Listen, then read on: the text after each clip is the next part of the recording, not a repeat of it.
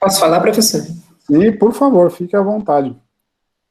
Então, esse texto do... Obrigada, primeiramente. Esse trecho do Saramago me fez pensar nas relações internacionais, o quanto esse conceito de democracia, ele é maleável na atualidade, porque nós Exato. podemos enxergar, por exemplo, que existem países não ocidentais que são considerados democracias, mas que, comparadas àquilo que nós entendemos no Brasil como democracia, passa muito longe da nossa realidade. Então, Exato. eu vejo que essa construção que ele propõe constante e nessa que deve fazer parte, né, de um diálogo e tudo, ela é necessária. Eu acho um desafio, principalmente para nós, no nosso tempo, e é um dever do qual a gente não pode correr, tentarmos juntos, né, como de forma mundial, global, construirmos a democracia de uma forma mais temperada, onde esses conceitos que a compõem, onde as leis, ou aquilo que está agregado ao conceito de democracia, não seja algo tão desproporcional, vamos dizer assim, né, Uhum. por não encontrar uma palavra melhor, entre um país e outro, ou entre um continente e outro. Não, ótimo. Como é que você chama? Desculpa, eu vou pedir para todo mundo se apresentar, por favor. Talvez, né? Eu chamo Michele. Oi, Michele. Obrigado Michele. pela tua observação, né? Você tocou num ponto, quer dizer, é um nome flexível demais, serve igual, como guarda-chuva para toda e qualquer situação, e, no entanto, né, justamente por isso, né, esse uso indiscriminado traduz um problema talvez mais sério do que parece, né? Do que estamos falando quando falamos de democracia? Né? Essa é a primeira questão que eu queria colocar logo de cara, e que o texto do Tucídides nos coloca logo de cara, né? Eu comecei pela peste, mas eu comecei pela peste de propósito, né? Para falar sobre a peste, para entender o problema da peste, o problema da pandemia ou da epidemia, a gente precisa voltar no texto imediatamente anterior dele, Tucídides. Não por acaso eu coloquei para vocês o início da leitura a partir do parágrafo 234, né? O livro 2, parágrafo 34, né? Do que estamos falando quando falamos de democracia? Né? É um problema candente hoje, era candente, para voltar lá no texto, em 1991, né, quando ele foi proferido pela primeira vez, e era candente também ao tempo de Péricles, que é o que nos interessa aqui nesse exato momento. Né? Eu deixo as analogias modernas para discussão, né, eu acho que eu não preciso carregar nas tintas, né? Todo mundo consegue montar um quadro de imediato em relação ao que possa estar por trás desses textos, né? Mas o primeiro problema, né? Quer dizer, se não houver não vai haver direitos humanos, não vai haver, talvez, direitos. Né? O risco de perda aqui é muito grande se não soubermos ou não tivermos em mente sobre o que estamos falando. Só para voltar, para contextualizar, acabei falando por alto, né? Eu começo pela peste, né, epidemia, desespero e anomia, mas para falar sobre a peste, não por acaso, eu sugeri que vocês lessem primeiro a oração fúnebre de Péricles, né, o discurso que Tucídides atribui a Péricles e que é uma espécie de panegírico da democracia ateniense. Tudo bem? Então, por isso eu coloquei esse texto do Saramago para startar a discussão, digamos. Né? Do que estamos falando quando falamos de democracia? Parece que é uma coisa unívoca, parece que é uma coisa só, parece que é uma coisa que vale, né, atemporalmente, né? Vale para todos os países, em todos os contextos. E quando a gente vai na prática ou na teoria, a gente vê que não é bem assim. Professor, Oi, pois não, fique à vontade. o Luca, tá? Eu tenho uma dúvida aqui só para retomar rapidinho, que eu Manda, fiquei. por favor. Quando você diz que Tucídides, na verdade, diz que Péricles é a voz do império e que esse seria o ponto alto da democracia ateniense, eu fiquei com um pouco de dúvida com relação ao diálogo da democracia. Eu queria saber, assim, as pessoas mais pobres, as menos abastadas, elas tinham uma real representatividade nesse jogo político ou tinha alguém que as representasse ou isso, na verdade, não existia, era mais voltado para os grandes, enfim, para as pessoas que eram mais abastadas? Então, essa é uma ótima pergunta, né? Nesse século V, nós temos poucos registros, poucas informações concretas da real representatividade na eclesia, na Assembleia Ateniense, né? Tudo nos leva a crer que os grupos mais poderosos faziam seus interesses passarem por meio dessas classes médias ou pobres que participavam da Assembleia. De que maneira? Imagine um sujeito que é empregado do agronegócio, um sujeito que é empregado de alguém que é um grande empresário no Pireu, né? Para você participar da Assembleia, você precisava ter tempo livre para ir até a Assembleia. Você precisava ter tempo livre para, num determinado dia da semana, ir até a Assembleia e votar pessoalmente, né, por alçada de mão, ou participar dos debates, enfim, para estar presente na Assembleia e se fazer ouvir. Tenta imaginar, um grande proprietário de terras, ele vai dar folga para quem? Para quem vai votar contra ou a favor dele? Ele vai dar folga em que dias específicos? Em dias que vão ser debatidas questões que ele já sabe de antemão, porque a Bulé prepara a pauta da Assembleia, ou em todos os dias do ano para que o seu empregado possa participar mais da Assembleia do que da sua própria fazenda? Vocês entendem onde eu quero chegar?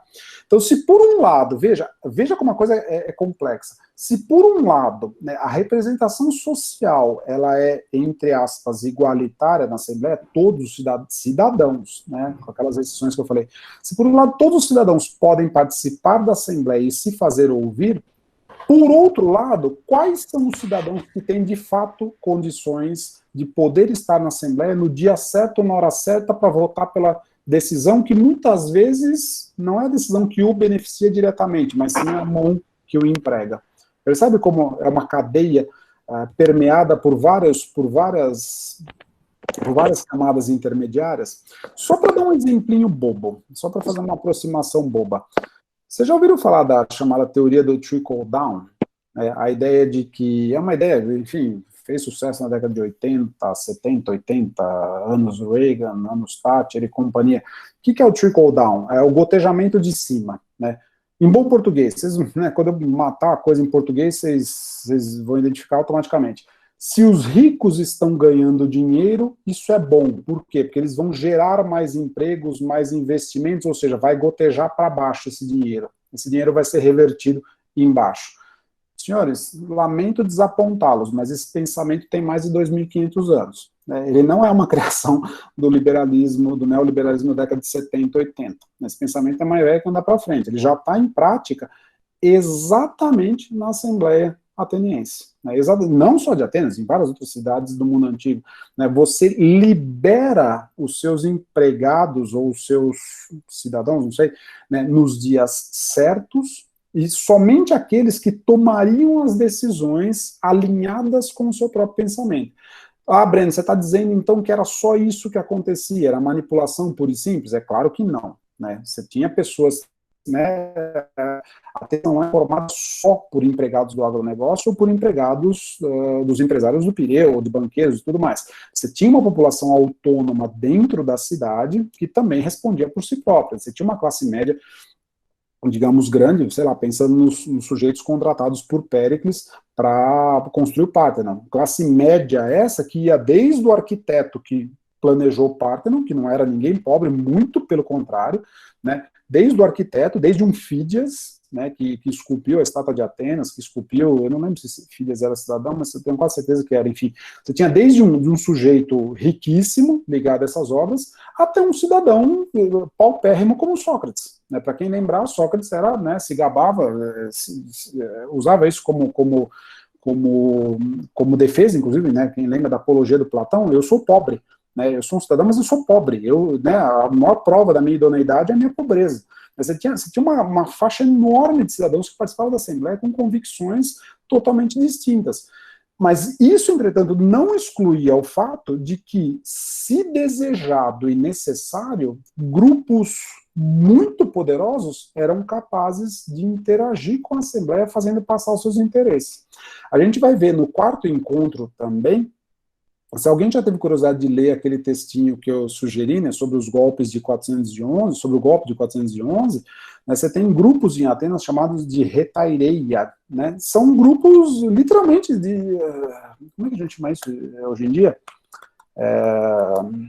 não é facção, não é milícia também, é algo muito parecido, né, mas não é no mau sentido, são grupos de interesse formados por pessoas ricas, né, que conseguem influir diretamente tanto nos tribunais quanto nas assembleias. Mas são pessoas que recrutam outras pessoas, seja mediante pagamento, seja por influência, lobby boa, né? São grupos que fazem, grupos de lobistas, né? São grupos que fazem lobby, né?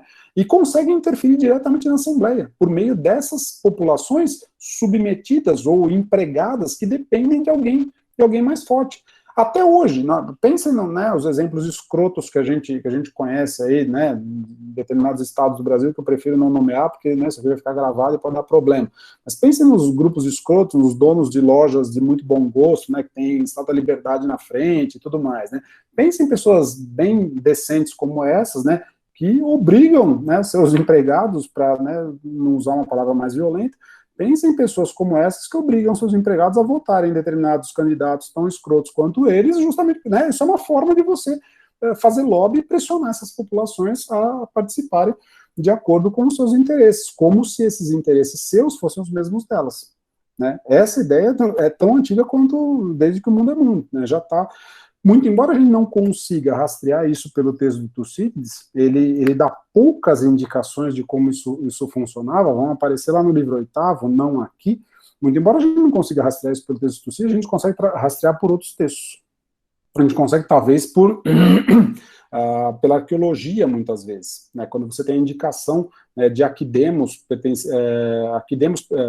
pertencia a cada cidadão, né, de onde vinha cada cidadão, né, como que ele votou ou não numa assembleia, dos poucos registros que a gente tem, você consegue retraçar informações como essas, tudo bem? Então, quer dizer, é uma democracia que, por ser direta, ou a despeito de ser direta, é difícil dizer, né, ela amalgamava como representação social uma série de grupos. Agora, o fato de ter uma série de grupos presentes na Assembleia não significava necessariamente que você tinha todos esses grupos igualmente representados. Você tinha grupos que votavam de acordo com interesses próprios e alheios.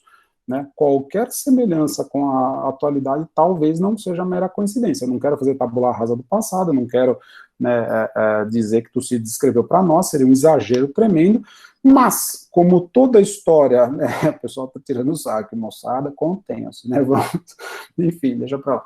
Né, mas como toda história é história contemporânea, a gente só vai ao passado porque movido por uma vontade do presente, né, porque movido por um interesse do presente, não tenhamos ilusões, eu estudo o passado pelo passado, bom, até isso é uma motivação do presente, né, até isso é uma motivação política causada pelo presente, não tenhamos ilusões, né, quem ainda tiver alguma ilusão do tipo, bem, digamos, né, precisamos conversar sobre o Kevin, né, enfim, como toda história é história contemporânea, em algum sentido, né, não tem como a gente não ver determinadas semelhanças que muitas vezes são chocantes, né, como que problemas de 2.500 anos permanecem ainda não equacionados ou repetitivos e causando todos os transtornos. Responde de alguma maneira a tua observação? Entendi. Muito obrigado, viu, professor? Não por isso, senhores, fiquem à vontade, mandem bala. Vamos voltar lá para o Tucídides? Já deu para fazer um mini break informal aí, alguma coisa assim? Então vamos lá. Rapidinho, professor. Pois não, diga lá. Quem fala? Ainda dá tempo. Meu nome é Sara. Oi, Sara, diga lá. Teve uma parte que me prendeu mais nessa questão da anarquia, foi a perda dos costumes religiosos, porque o Péricles, na maior parte das construções dele, grande parte delas eram dedicadas aos deuses, o Partenon, inclusive, né, a Atena, e no texto do Tucídides eu vi sobre, tipo, ter uma perda do temor e dos rituais relacionados à parte religiosa. E eu também sou da história, então, e a parte da minha pesquisa é isso, eu queria saber se você tem alguma coisa para indicar, ou que fale mais sobre isso, inclusive.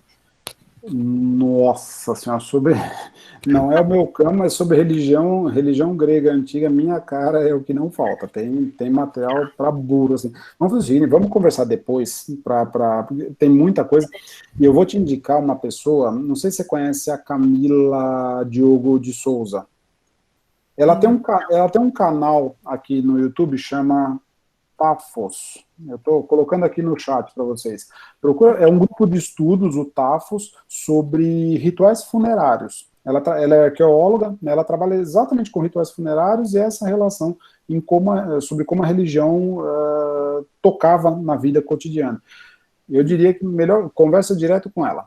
Melhor coisa, escreve para ela, depois, assim que acabar, fica uns 5 minutinhos, eu te passo o contato dela tal, ela com certeza pode te dar muito mais coisa além do que eu deixaria contigo. Tá Beleza? bem, muito obrigada, viu? Desculpa interromper. Não, tranquilo. Era só para não perder o gancho. Não, tranquilo, maravilha. E agora eu quero ouvir vocês, se houver alguma dúvida, alguma questão, algum problema, algo a se debater, fiquem à vontade. Eu sei que a hora já está meio avançada, quem precisar sair, fica à vontade, né? Podemos considerar encerrado, mas, enfim, vou tentar seguir aqui pelo chat, né? O Rodrigo me pergunta se eu posso comentar a tradução do Tucídides. Veja, interessante, essa ótima pergunta. Essa tradução do Mário da Gama Cury, ela tem alguns problemas, sim, né, mas ela não é de todo ruim, né, muito embora ela seja feita de segunda mão, me parece, ela deve ter sido feita a partir de uma tradução francesa, né, tudo leva a crer que parece feita de uma tradução francesa. Deixa eu parar só de compartilhar aqui, que aí já facilita um pouco, acho que a visualização, né, melhor, né, vamos... Me parece que ela é uma tradução feita a partir de uma tradução francesa, ela não é de todo ruim, e ela tem uma vantagem enorme em relação a várias outras, que é a legibilidade, né? Eu costumo dizer para os meus alunos, para quem pergunta, né, que é fácil criticar o Gama Cury. Você pega várias gralhazinhas, eu acabei de mencionar um para vocês, né, ele põe anarquia, onde no original é anomia. Agora, tente traduzir anomia em português, né? Eu dei a descrição do conceito para vocês. Acha uma palavra para mim que cubra esse conceito. Não é uma tarefa tão simples quanto parece, é um desafio enorme. Não estou defendendo ele também. Por um lado, ele tem também problemas, você pode pegar vários pontos que você consegue questionar. Por outro lado, me parece que ele ainda não é a única, né, porque tem outras traduções em português, mas ele ainda é a nossa porta de entrada para o texto de Tucídides. Imaginem se não houvesse essa tradução, o que a gente faria? Né? Sem cair no paradoxo que a gente acabou de ler, né, do Saramago, né, se contentar com um mal menor é uma espécie de conformismo, né, que pode nos privar de algo melhor. Mas como não temos outra, e como aquela alternativa que temos não é das melhores, tenta imaginar, né, o que a gente faria se não fosse a tradução do Mário da Gama Cury. É um cara que, ele foi a minha porta de entrada, eu tenho certeza que ele é a porta de entrada de muita gente, e apesar dos problemas que ele tem, apesar dos pepinos que a gente pode identificar no texto dele, eu diria que ainda é a melhor tradução em português de que nós dispomos. Né? Vamos imaginar o mundo que não existe, por várias razões. Seria muito legal se a gente pudesse, todo mundo, pegar o texto grego e falar, vamos discutir Tucídides no grego. Vocês iam ver, a conversa seria outra. A gente talvez não estivesse discutindo o historiador, estaria discutindo um poeta. Tucídides é um enorme poeta, é um sujeito de uma genialidade monstruosa. Assim, estudá-lo, como eu falei no começo, é como ler Guimarães Rosa. É um cara que forja a sua própria língua sem ser estúpido. Porque forjar a própria língua e ser estúpido é comum.